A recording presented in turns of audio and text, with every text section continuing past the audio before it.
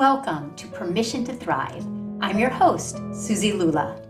As a spiritual therapist for over 20 years, I have the honor and privilege of ushering women and mothers just like you on a journey from simply surviving to powerfully thriving.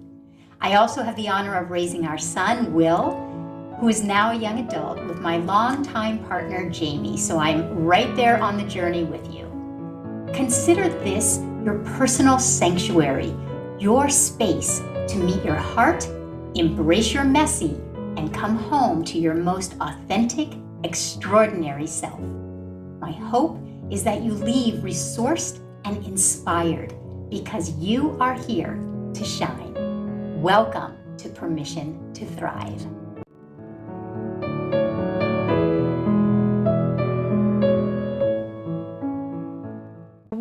Welcome everyone to another episode of Permission to Thrive. We have a really special episode today. As I get more and more seasoned in my own life and in my own career, one of the things that I love most is to mentor others, especially younger women. So you guys are in for a real treat today because I have one of who has grown to be one of my favorite people, Mackenzie Buck, today. She is a 20-something, just barely even 30. And it's such a privilege for me to be introducing you all to Mackenzie. So before you even say a peep, Mackenzie, I'm going to just introduce you so that everybody has a flavor for you. Mackenzie, I first came to know Mackenzie because Mackenzie assists me with my social media. But Mackenzie is so much more than that. As I said, you're just in your 20s and you're already a business owner. So that says something. You have a master's degree in international business and you are a certified yoga instructor. So when we first met, one of the things that I loved about you is that you love the wellness industry. And so when we first talked and I was looking for someone to assist me with social media, it just lit me up from the inside out that I knew that this would be more than just a quote job for you because you actually loved the very things that I'm obsessed with and that I love. And so you and I have just really, I think, blossomed in our relationship. I love working together with you. That's why I invited you and wanted to have you on the podcast, because you represent a generation that I believe we need to hear more from and more about. So if you're a parent, you want to listen all the way through this episode. If you know any 20-somethings in your life, please listen up.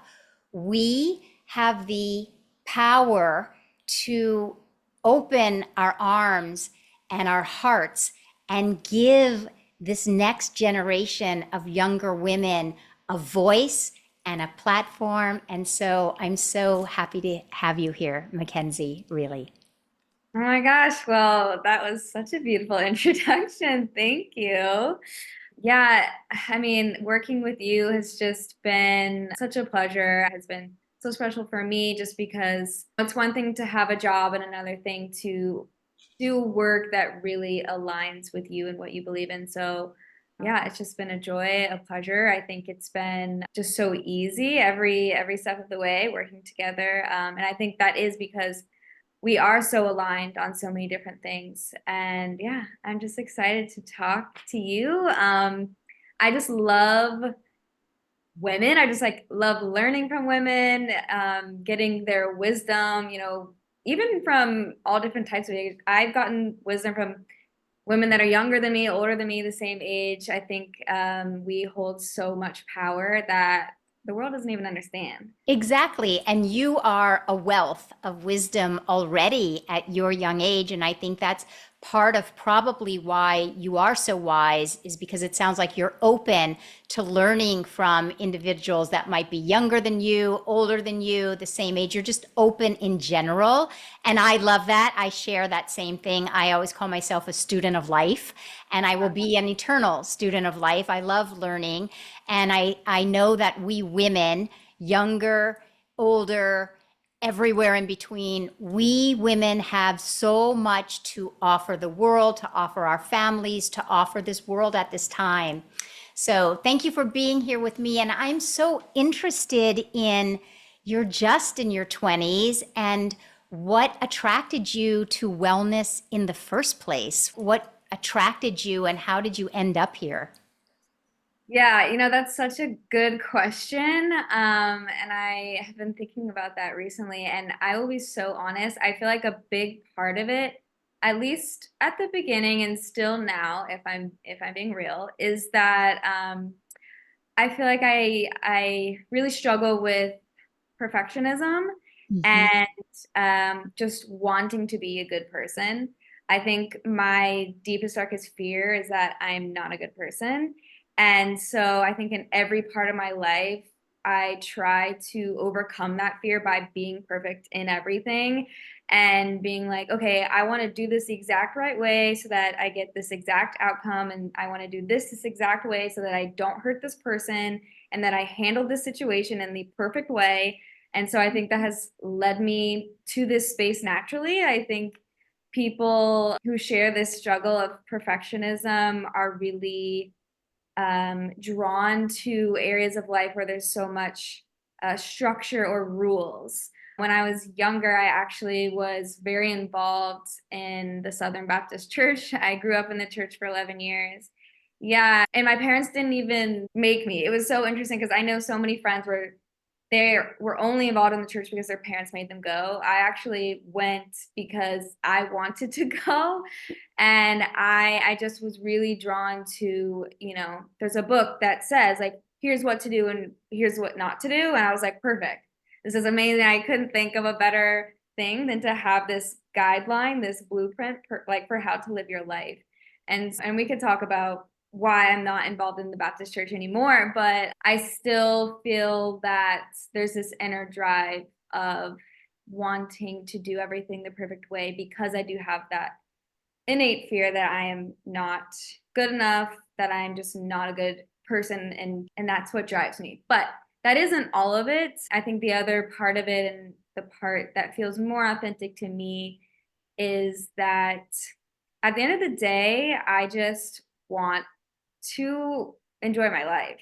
I want to have a good life that's fun and free and full.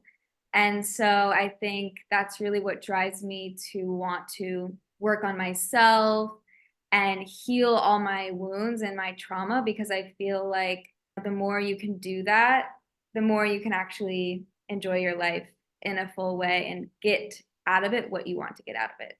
So, sort of my long answer. No, I love both parts of your answer, because what I wanted to say about the first part of your answer around your willingness to share with us so authentically your path with perfectionism is that I think that is one of the things that attracts me to you, is that already 5 minutes in, you're willing to be so real and so vulnerable and so authentic.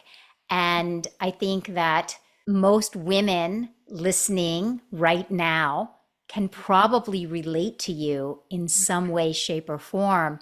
We're taught as women, I know certainly women, my generation, obviously, I'm older than you, not much, but just kidding. Not much at all. Uh, but certainly, we women have been taught, be that good girl, be that nice girl. I just interviewed someone yesterday who was talking about her mom raised her to believe that if she was just good enough, everything would be fine in their family. So we women are raised with this idea of perfectionism, doing things well, being that nice girl, that good girl. And so, first, I'm just very appreciative of your vulnerability and your authenticity. And so, I love that you're just presencing it. And by Mhm. presencing it, it takes a lot of the shame and the power off of it. So, I love that. And then the second part of your answer, that you want to have a great life. I think this is another thing that we've never really talked about it, but it attracts me to you because permission to thrive. My Right. whole obsession is spreading this message that we are each and all born to blossom and to live this rich life. And that may look different to different individuals, but there is a place inside of you that's yearning and wants to thrive and blossom and bloom. And that's your birthright. That's what we're all here for. So Yeah. I love it. I appreciate that. Yeah, and another thing also that came to mind when you were speaking is that I've noticed that exactly what you said, which is self-improvement is such a woman's game.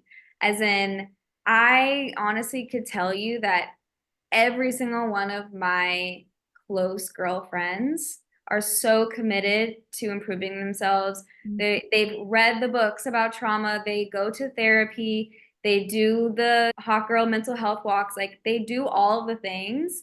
And I wish I knew more men that were committed to growth in the same way. And I don't want to throw any shade to men, but they got to catch up. Like I feel like we're out here doing all the work for society. We are honestly like carrying society on our backs. And I just wish, and I know that there are some men out there that are doing the work. I would love to meet some, but as of right now, yeah, I wish that there were more men.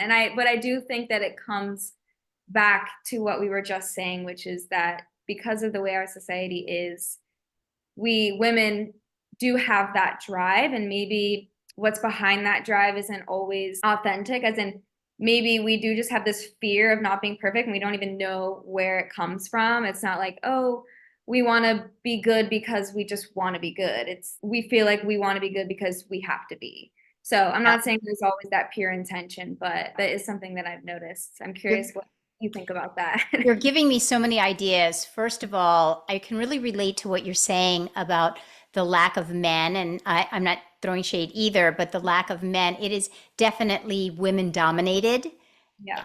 field. And not to speak for my son, Will, but I should have, it would be interesting to have the two Oh of my you gosh. on Yeah. together because he, as a male and as a white male, Yeah. often talks to me about his desire to have more male friends that he Mhm. can really talk deeply to. And Uh, again, not saying that there aren't many, many, many young 20 year olds, so not throwing shade, but to yeah. say that I have one in my own home that's saying, it's easier for him to connect and talk to women Yeah. because he finds it easier because this is what he's interested in. So yes, bring on the men, Yes. bring on the young men, and you're giving me ideas of a couple that I want to have on the show now because now we need to hear from some men because if we start giving the men who are interested in this a platform, Mm. then it will radiate out and other men and especially young men can hear it. So that's an aside, but for everybody listening, be ready because I'm going to have some episodes. You're giving me some ideas. But this Okay. brings me, I have so many questions for you now.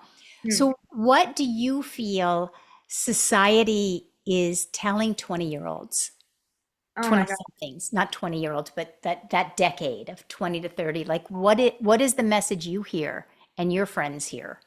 I could just go on. I feel like with social media, especially, the biggest message that we get right now is just about looks. Be beautiful.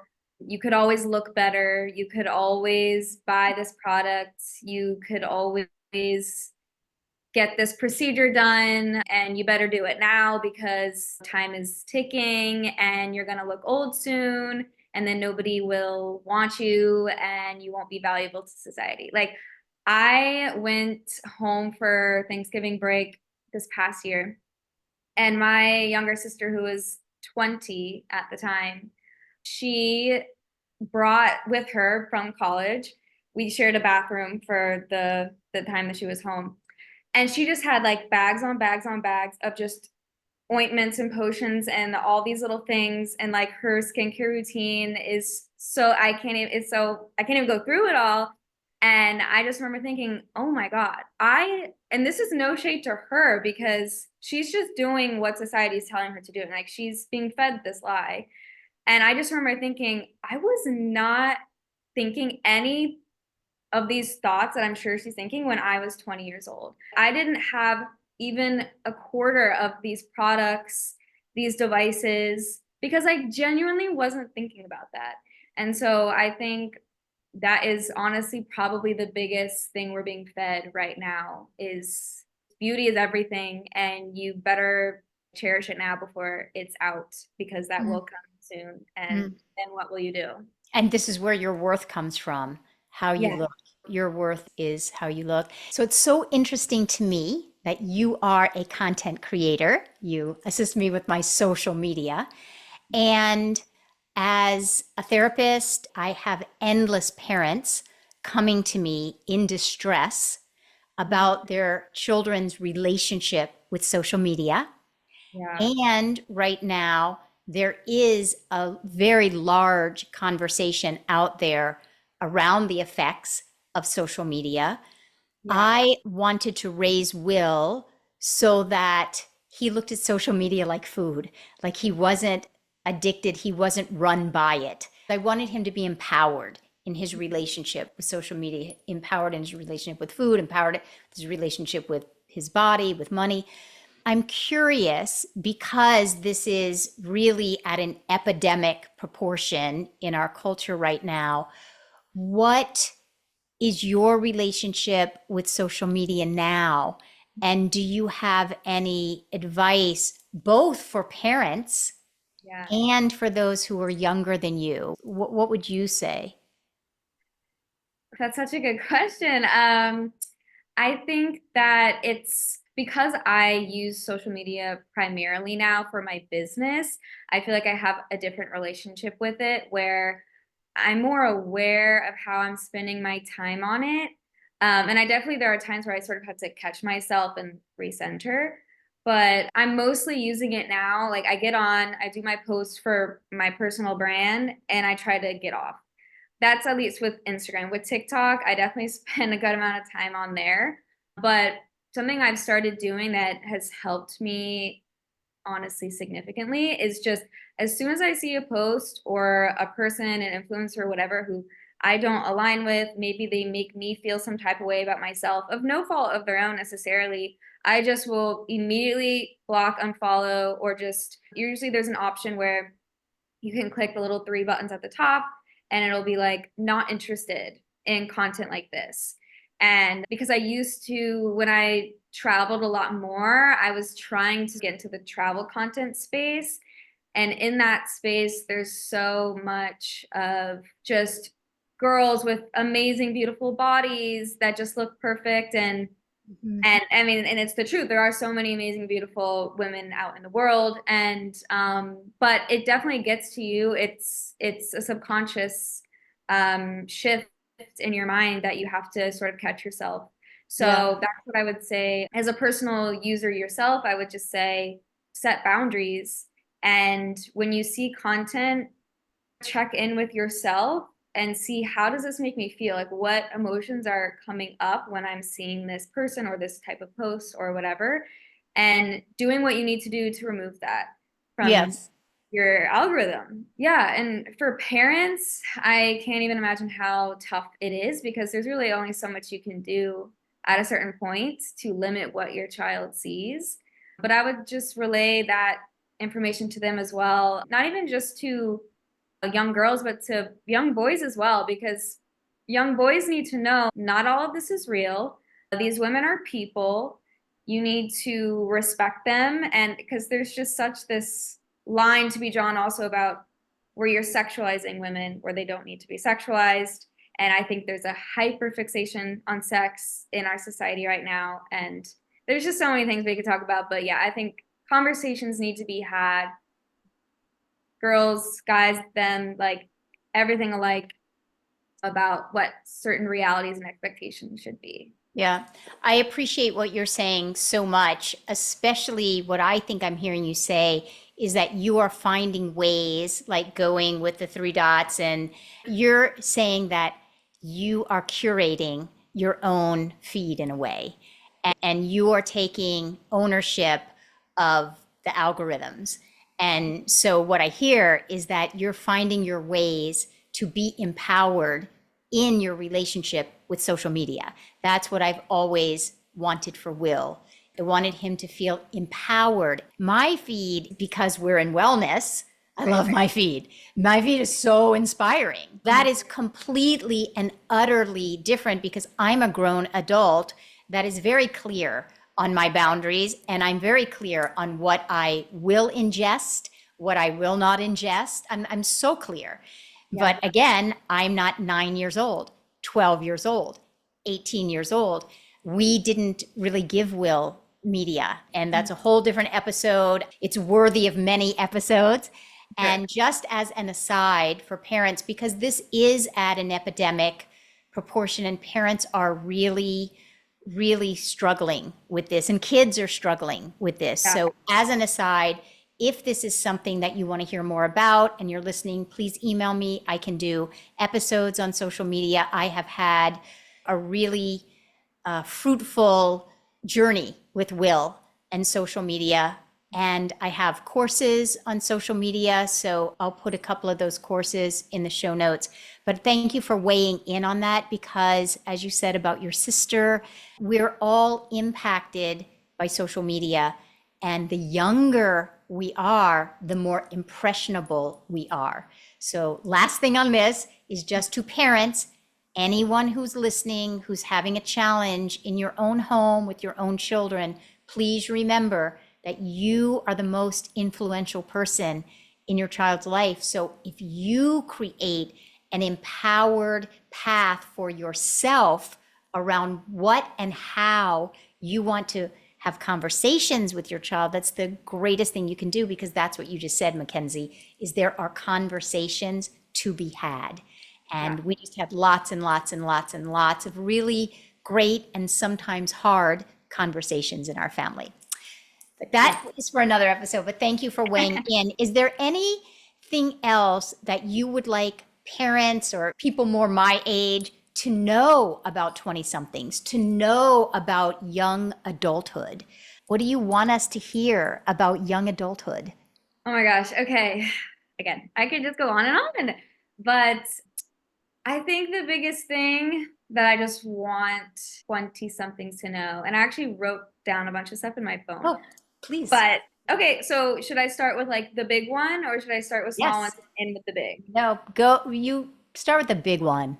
Okay, I'll start with the big one. The big one is that basically all the expectations, everything you've ever thought your 20s are supposed to be, doesn't have to be true for you. It's basically all a lie, and not in the bad way, in the sense of you are creating your own reality. And all of these rules about you got to do this by this time, you're like, it's embarrassing that you're doing this at this age. Everything, all of that is made up. There's nobody somewhere that's you can say that person made this rule and here's why. It's just a collective series of expectations that have just been thrust onto our culture over time and solidified in our minds. And for example, and a lot of it is cultural as well. So there was a time where I was living at home with my parents in between traveling from different places. And I just want to say, first and foremost, I'm very grateful to my parents for everything they've done for me, for letting me stay at their house. This is not a matter of me not being grateful. But for example, many people could say that's embarrassing that you were living at your parents' house at this certain age, or that you haven't done this, or you've made this certain amount of money at this by this age. But for example, in Europe, people live with their parents into their 30s until they're married.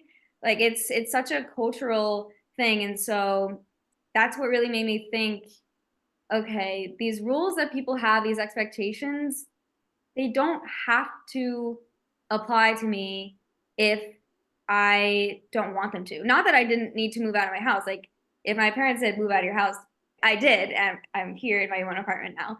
But just I didn't need it to make me feel bad. I didn't have to allow it to make me feel less than. And that has applied to so many different things in my life because I have taken a different route than a lot of my friends. And in the sense that I have tried to build a business for myself so that I can travel the world and not have your typical like 9 to 5 schedule.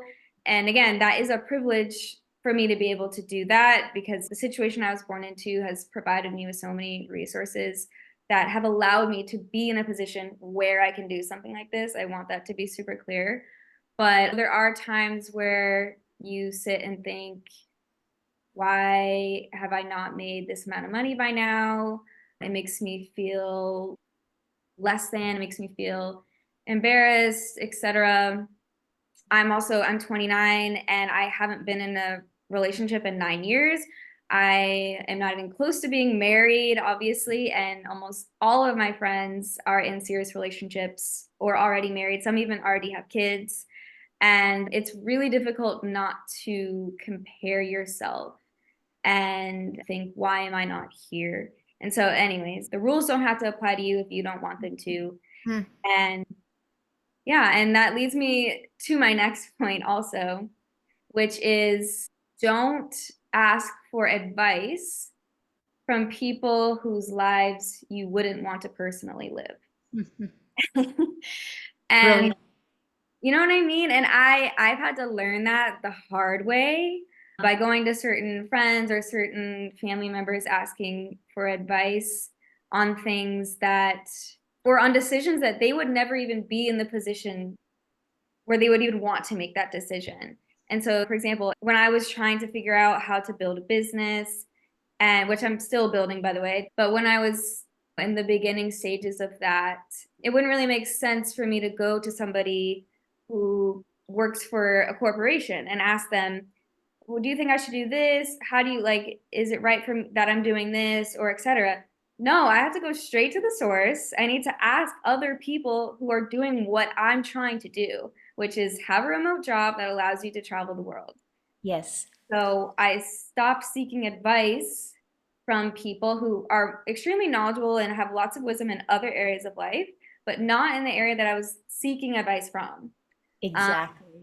yeah, sorry, I'll let you go. And I've been talking for a while. No, no, please. I love what you're saying so far. I'm hearing you say to other individuals that are your age is that there are really no rules. The shoulds that you hear are made up. They're made up by a generation that isn't actually even living them well. So, and then the second thing you said fits right in. It's be choosy. I'm choosy about who I surround myself with. I'm choosy about what I ingest. Be choosy about who you go to ask and receive wisdom, and give yourself permission that just because someone gives you their advice does not mean that you need to take it. You can weigh it. You can take whatever part, if any, that works for you, and you can leave the rest. But I love what you're saying, that you're choosing this path. And to me, to see you at 29 years old already having a business, you are an entrepreneur and you are doing this in the way that you're being called to do it, and you're being of valuable service. And so, yes, look to those mentors who I'm a perfect example of that. I make my own hours. I can travel when I want to. I can work from anywhere. There are so many individuals like me that are here for you. So look to us.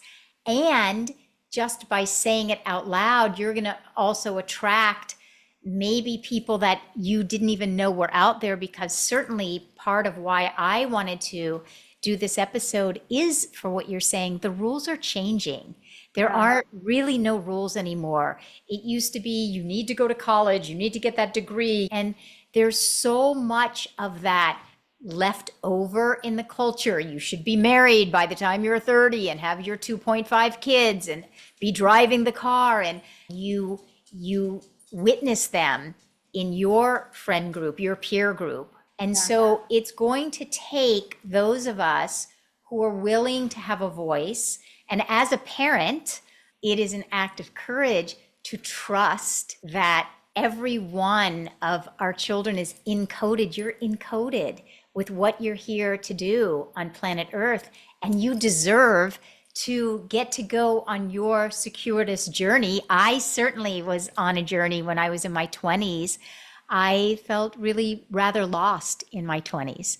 Mm. And I had a few touchstones at a meditation practice. I was kind of a lot like you in a way. Now that we're talking, I was very, very obsessed with wellness.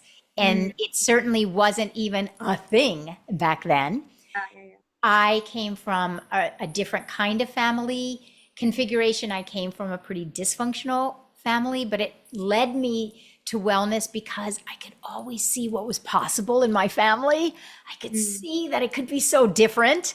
We just weren't manifesting what I could see. And I always wanted our family to go to therapy. And there weren't a lot of, there's so many books now. There's anywhere you turn now, you can really, really gain knowledge and transformation. But in the day, I was just hungry for it.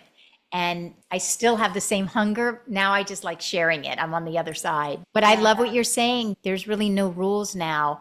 And to me, that's a great thing. The field is level, and you can make of your life what it is that you're here to do and to bring. So I love what you're sharing. Anything else that you want to share that's on your list? Yes, let me just pull it up. Okay. Oh my gosh, I have so many. A lot of them are dating related. And I think that also goes to show just another theme is that I think we're also led to believe that dating, men, partnership, whatever, should be like the most important thing in your life or the goal. And for many years, that was my focus. So I learned a lot of lessons from that. Um, What did you learn? You mentioned seeing all your friends, different friends in relationships, some of them already married, already having kids. What's your takeaway for yourself from what you've learned? yeah, so I've been in plenty of dating situations where we were almost together, but not quite. And also, I've learned a lot from observing my friends' relationships, past, present.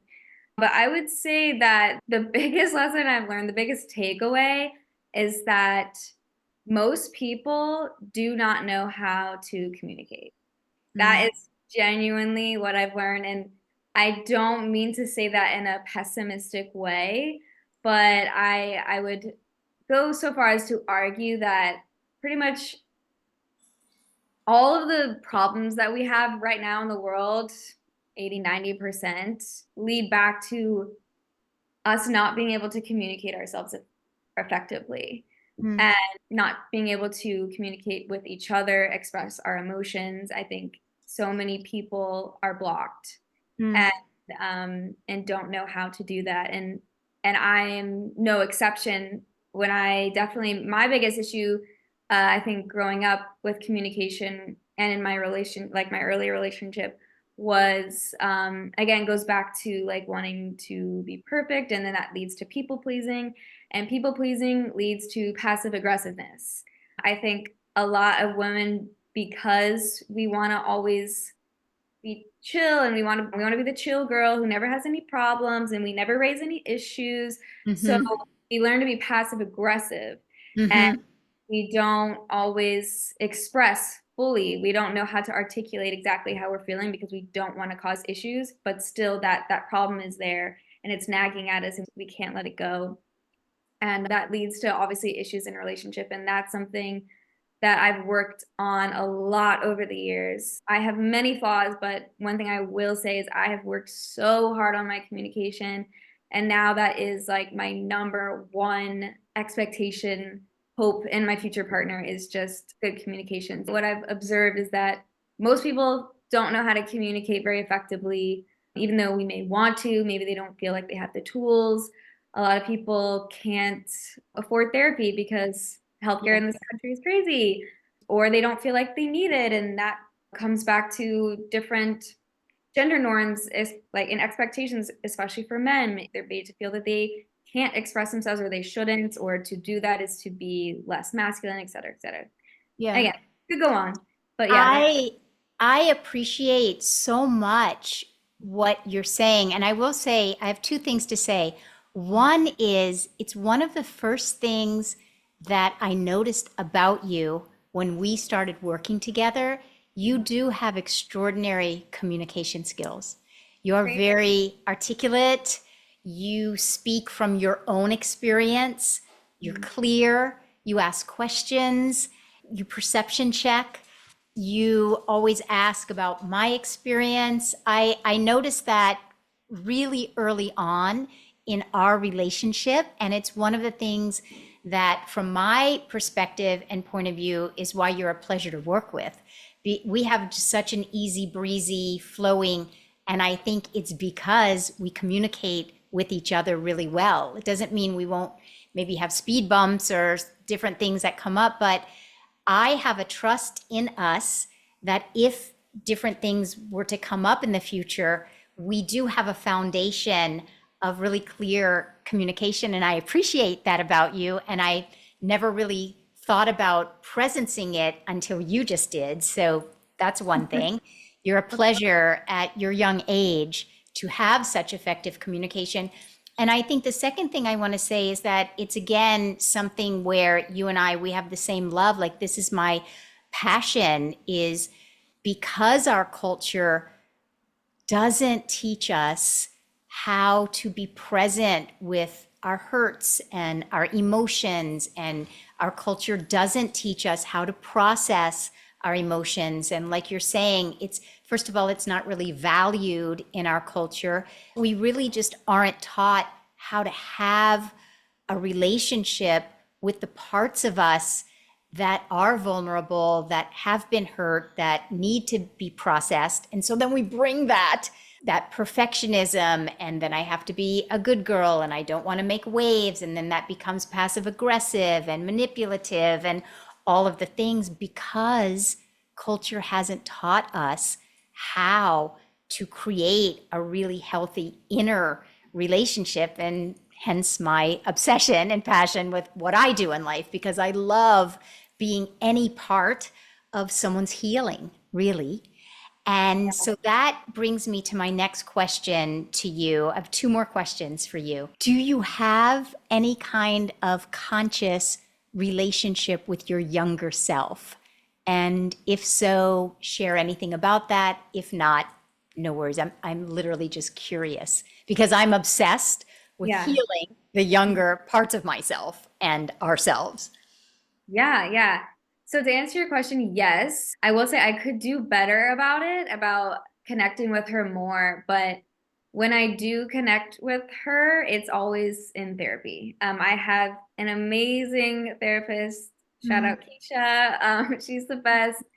And she is different than any other therapist that I've had, in that it's not just I'm sitting there talking to her about how I feel.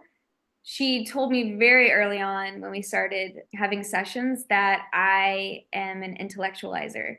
So I intellectualize all of my emotions. And instead of actually feeling them, I talk about them. I just talk, talk, and talk. And I say, I feel this way because this. And oh, this person's probably feeling this way because of this. And I'm very self aware. And I think that can be a hindrance for me because, yeah, you can talk about how you feel all day long. But if you're not forcing yourself to sit with the emotions, then you're not going to process them. So, what she does is she invites me kindly to sit and close my eyes. Maybe we'll do some breath work, etc. And I'll picture my younger self and talk to her. Or sometimes I don't even talk to her. Sometimes I just sit there with her. Sometimes I hug her. Sometimes I'm there with her for hours mentally. But yes, I do have a relationship with her. I will say it's a learning process and it still is uncomfortable. Mm, Every time it's uncomfortable. mm, And every time there's resistance. And that's why I continue to see my therapist because I need that push to go and sit with her mm, because I think otherwise I would struggle too. mm. Oh, thank you. I love your therapist so much. I love her. I love the honesty of your answer. It's my passion for anyone who's listened to this podcast for 5 minutes. It's really, really what I have grown to know is that these places inside of us are places that need to experience us sitting with them. And therapy is changing. And therapy is changing and I get really excited about the possibilities. It's why I'm so passionate about soul psychology and spiritual psychology. I Mhm. really love and I know the power of sitting with something that's uncomfortable and having an experience of that. And now I certify other coaches, and that's the most thrilling thing for me is to know that there's coaches and therapists and mentors and facilitators out there that are like your therapist in inviting you to be able to sit with the places that are uncomfortable inside of you. So I love that this is part of your life and it's part of something that you're getting in your 20s that you will, trust me, bring forward into the rest of your life. And Yeah. I guess my last question for you is how did you come to yoga? So I know that you're a certified yoga instructor, and for everyone, you'll see in the show notes on the mat with Mac is your Instagram. I love your Instagram. I love seeing you. Well, I love yoga, so we also share that. But Yeah. I'm just so interested what brought you to yoga and then what had you really dive deep into becoming a certified yoga teacher. That's deep. Yeah. It's an interesting journey because I actually started doing yoga in college. Just for some backstory, I was a gymnast for 11 years, a competitive gymnast. So when I had to quit gymnastics because of a very serious injury, eventually, also, there's a part of gymnastics and so many other sports that really instill this sense of you got to be go go go, you got to be active. There's so many eating disorders also present in sports like gymnastics, dance, cheerleading, etc. And so there is a part of it that was like, oh well, I feel like I should be doing yoga because that's the natural next step for me. It's just part of a healthy athletic girl just does that. That's just what she does. It looks cool, whatever. So I started going to classes with my friends just at like our local gym. And I carried on with it in college, but it was very like touch and go, just sporadic. And I found that genuinely, it's so weird to say this now, but when I used to do yoga, I didn't really feel like I actually liked it, which is so crazy to Oh, say. I totally understand that, but keep going. Yes, I felt like, and when I look back on it now, it makes sense. I was really just checking something off a list. Mhm. And I would be like in my warrior twos, like looking back at the clock and being like, how many minutes do we have left? Like, I just want this to be done. And I always left feeling better. I always was like, I never was like, oh, I wish I didn't do that. I wish I didn't take that class. I always felt better after, but it definitely was just a chore to me. And I just thought it was something I should be doing. But fast forward 6 years later, 5 years later, during COVID. So I have struggled with health issues most of my life since I was 10. I don't think we've ever talked about this before, but I've had pretty, lengthy experiences with my gut and going to countless doctors, not being told any answers, being told that I'm making it up, nothing's really wrong, it's all in my head, et cetera, et cetera. I also have PCOS, which I don't know if you're familiar, it's polycystic ovarian syndrome. a hormonal disorder that impacts the way you process sugar, impacts your hormones and the way that you hold on to sugar and fat. So it makes you gain weight a lot of the time. And anyway, so I was on a journey where my gut was so bad. I had gained weight and nothing I was doing was getting rid of it. I felt like I was doing all the right things. I Mm. was going to CrossFit classes 4 times a week. I was doing all the cardio. I was eating like a literal rabbit. It was crazy. And I still wasn't losing weight. Eventually, COVID happened. Obviously, we're all stuck inside. We have nothing to do.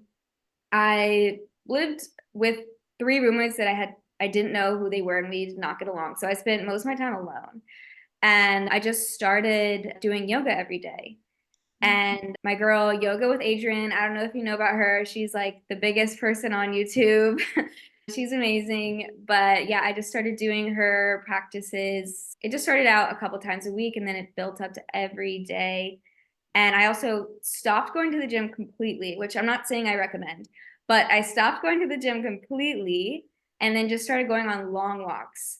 I was going on probably an hour-long walk every day and doing yoga. No gym at all. No cardio, no lifting.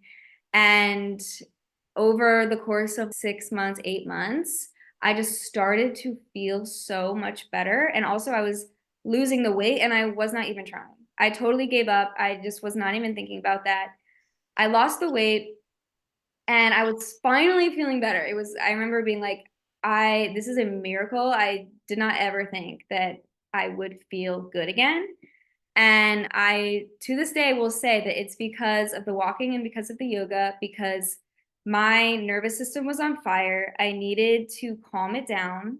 I was stuck in fight or flight, and all the intense exercise was really actually making it worse.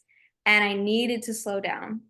And so once I saw how yoga is such a beautiful thing. And to me, it wasn't about fitness at all. It wasn't about checking something off a list. It was finally I had a authentic intention behind what I was doing, which was I saw that it was benefiting my health. And so I wanted to keep doing it. That was genuinely the only reason. And I wasn't doing it to look cool. I was genuinely doing it in my like tiny like little room in my apartment where no one could see me. It was all for me. And I will tell my students all the time when they ask, how do you stick with yoga? My number one piece of advice is find a pure intention. Find an intention that sticks with you and keeps you coming back to the mat that has nothing to do with looks or aesthetics or clout, any of that stuff. So, anyways, after I saw all that, it just made me very impassioned about yoga. And there's just this natural drive to want to teach other people. I feel like I'm sure you share this sentiment of when you find out something, when you have this like piece of wisdom, you're like, I just want to tell everybody because I want everyone to have the same experience. I wanted to help them in the way that it helped me. So, yeah, here we are. I love your answer so much for so many reasons. But Mm, one of them that really jumps out at me refers back to what you were saying earlier to people about all the rules are made up yeah. and you don't have to go by the shoulds and the rules. And so what you're saying is that you really found your own way, you found your own path to your own healing. And now you have this passion and you want to share. And definitely share that with you. When we find a passion, we want to shout it from the rooftops. And I love that you found your own path. You found your own way. And now you are shouting it from the rooftops and it's Yeah. so beautiful. And it also goes back to what you were talking about with social media where your own intention really has nothing to do with the external and Mm, how you look. You have an authentic inner intention and you're not doing yoga to check off an external box. And I love that it really ties together so much of what you said earlier about your path. And so I thank you. I could not thank you more for being here. I could talk to you for 5 more hours. I will and definitely have you back. please, for everyone listening, if you are a parent, please share this with other parents, because whether you have a 3-year-old or a 13-year-old, your children are going to be 20-something one day. And there's nothing more empowering than listening to young adults. So if you're a parent, please share this episode. And if you know any 20-somethings, one of the greatest compliments Will, my son, has ever given me is, Mom, so many of my friends follow you. Mom, so many of my friends listen to your podcast. Mom, so many of my friends listen to your piano music. And I take it as such a compliment that anyone in their 20s, any young adult would be interested in what I'm interested in. I take it as such a compliment. But I would love more 20-somethings to get to hear you, because I feel so passionate that we need to have more and more and more platforms for individuals your age to have your voices heard. You all have so much wisdom, and clearly for everybody listening, you can see why I said that Mackenzie is a wealth of wisdom, and you are. And I just adore you, and thank you so much for sharing. And I can't wait to have you back. I can't wait to be back. It's been so great. Thank you so much. Yeah. So we'll just say until next time. Yes. All right, everyone. See you next week. In the meantime, give yourselves permission to thrive this week. Much love, everybody.